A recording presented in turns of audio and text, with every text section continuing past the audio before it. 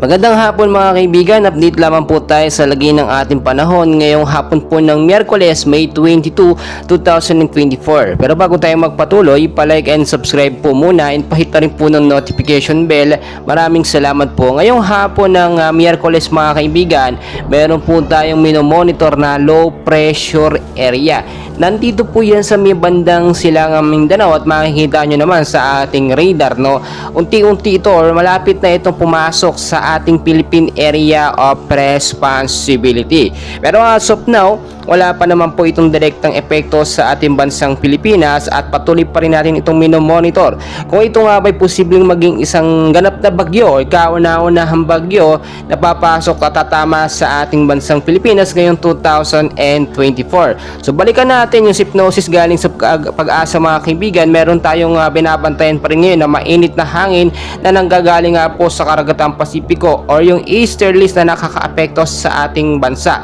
Sa area ng Metro Manila, kasama na po ang ilang bahagi ng ating bansa, patuloy po tayong makakaranas ng maulap na panahon sa hapon hanggang bukas po yan with isolated rain showers or thunderstorm pagdating po sa gabi.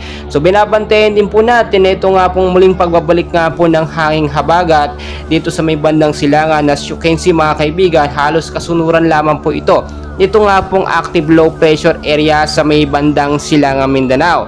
So ngayon din nakita naman natin unti-unti nang nag-cool down po yung init, no, from 30 to 35 degrees Celsius na lamang po yung pinakamainit na hangin dito nga po sa Metro Manila. At malapit na rin po matapos ang heat season. Inaasahan din po ayon sa Pag-asa mga kaibigan, posibleng isang bagyo nga po pumasok bago matapos ang buwan ng Mayo. At ito na nga po yung minomonitor natin, no, nakarang mga araw pa lang.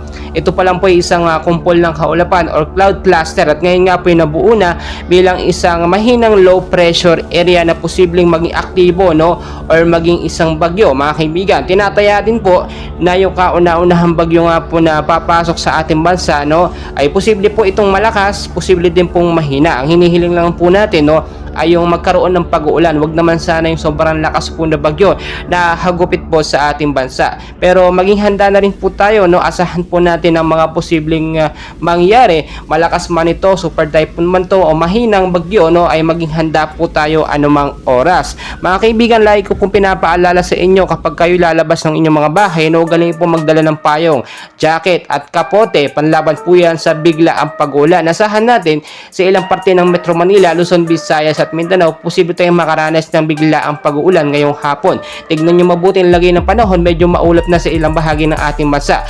At anumang oras posibleng bumuhos ang isang malakas na pag-uulan. Mga kaibigan, no, pinapaalala ko, always know the weather before you go para sa handa tayo lagi sa lagay ng panahon.